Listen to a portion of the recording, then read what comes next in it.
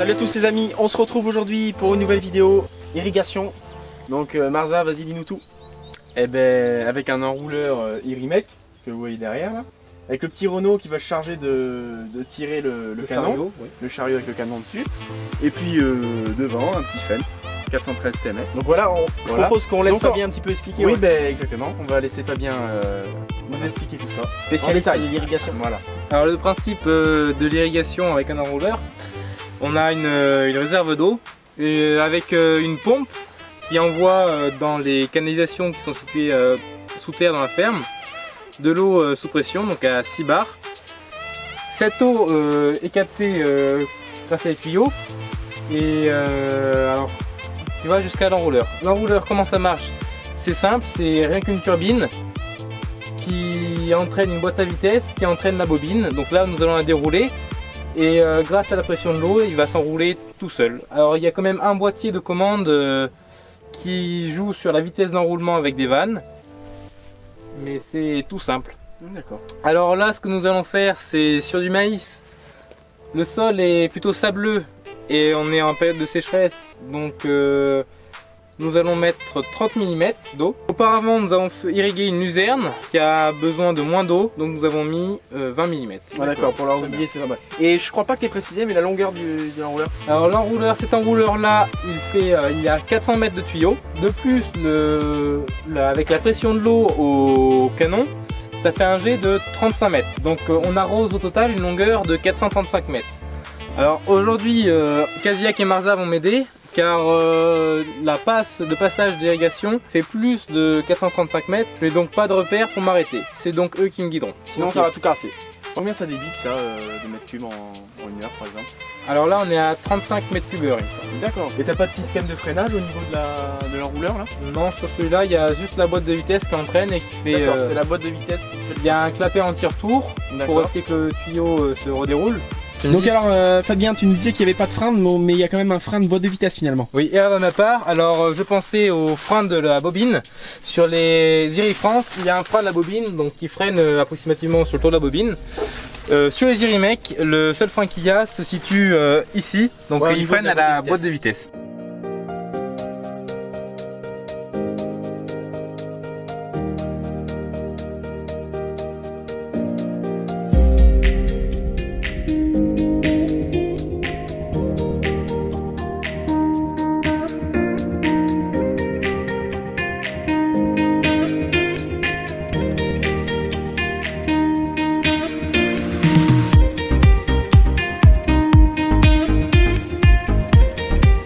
Fabien, est-ce que tu peux nous expliquer un petit peu comment ça se passe quand l'enrouleur s'arrête?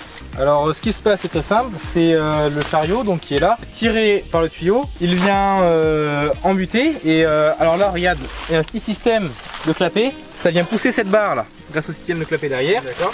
Cette barre là, ouais, vient débrayer la boîte de vitesse et par la même occasion déclenche ce petit capteur qui lui va ouvrir une vanne de décharge. Alors cette vanne de décharge, ça sert à arrêter la pression car l'eau va aussi sortir non seulement par le canon mais aussi par la vanne de décharge. D'accord. Ce qui fait que la pression dans les tuyaux va descendre beaucoup en dessous de 6 bars, vers 2-3 bars, et la sécurité de la pompe va faire qu'elle va se couper automatiquement, arriver à 2 bars. D'accord, donc on récapitule, la butée là-bas va débrayer la boîte de vitesse ici, voilà. Envoyer à l'électrovanne pour dire ça décharge ici, donc après la pression est en bas, ça vient arrêter la pompe se coupe automatiquement. Très bien. Donc c'est un système d'arrêt par dépression, il existe aussi par surpression.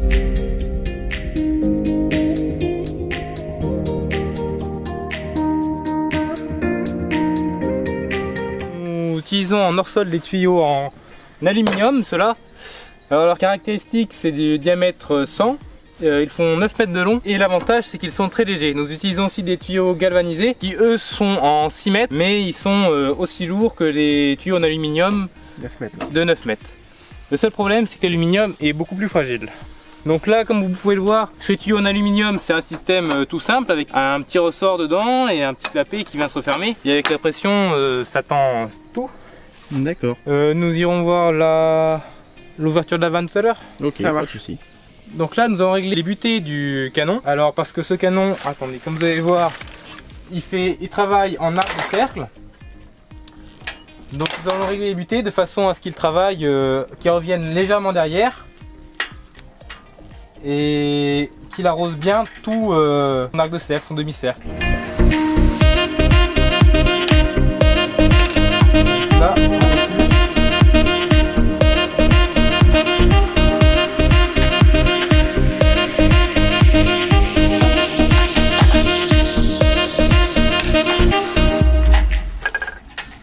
voilà, parfait. Donc on avait parlé tout à l'heure des diamètres de tuyaux d'eau. Alors le diamètre à la sortie du jet, comme on peut voir, c'est 80 de rayon, donc 1,6 cm de diamètre, ce qui fait qu'il y a encore plus de pression à la sortie, et ce qui permet de projeter l'eau à 35 mètres. Donc là, pour mieux disperser l'eau et permettre au canon de se tourner tout seul, il y a ce marteau là, donc vous voyez avec des formes qui tendent à le refaire rebaisser. Imaginez que l'eau sort du canon perpendiculairement, et le marteau vient frapper l'eau, et ce qui fait à chaque impact tourner le canon légèrement. Alors lorsque le canon arrive en butée, que nous avons réglé, le marteau change légèrement de position pour passer d'un côté du jet à l'autre côté, ce qui permet de le faire tourner dans l'autre sens. Et qu'est-ce qui fait le changer de position, le marteau? C'est la petite biellette, à l'arrière qui vient appuyer contre les butées. Et grâce à un petit système de ressort et d'axe, vient faire décaler le marteau de 4 cm.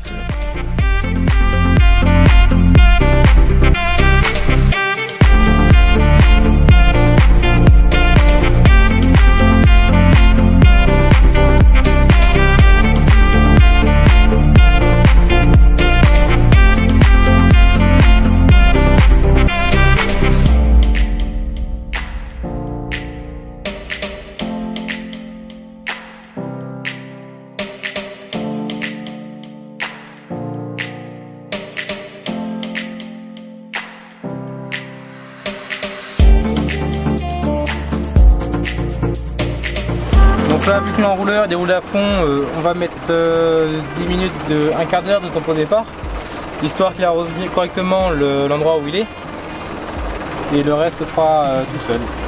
Donc la tempo arrivée, c'est le temps qui restera ici à l'arrivée, arrosé ici, donc 5 minutes c'est très bien. Ça c'est sa vitesse, la longueur des roulés, donc 400 mètres, vous voyez on est à 395. L'heure d'arrivée est prévue, donc demain à 12h30. Le débit en mètres cubes heure, donc de 35. L'écartement entre passages, donc c'est... En réalité il fait 36 mètres de rayon, le canon. La pluviométrie, alors on va monter un peu, car les besoins journaliers du maïs sont de 4 mm et il ne va pas revenir arrosé avant une semaine. Donc 7 x 4, 28, donc 30 mm c'est très bien. Pas de préprogrammation d'heure départ. Parfait.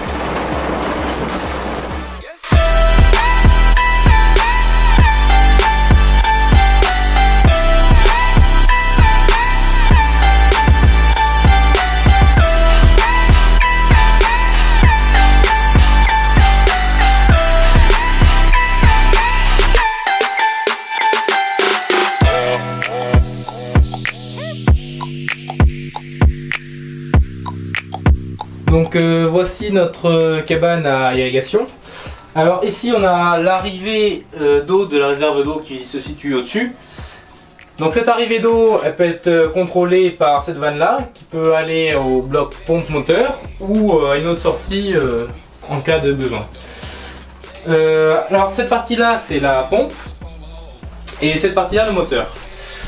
Donc l'eau est envoyée sous pression dans cette conduite là et elle part sous terre grâce à cette conduite là. Donc le tableau de commande est ici et les réglages de ce que j'expliquais tout à l'heure, les butées de pression haute et basse se situent ici et ici. Alors comme on peut le voir, la haute pression est à 10 bars et la basse pression 4 bars. Et ici on peut voir donc, le baromètre. Le baromètre, ouais.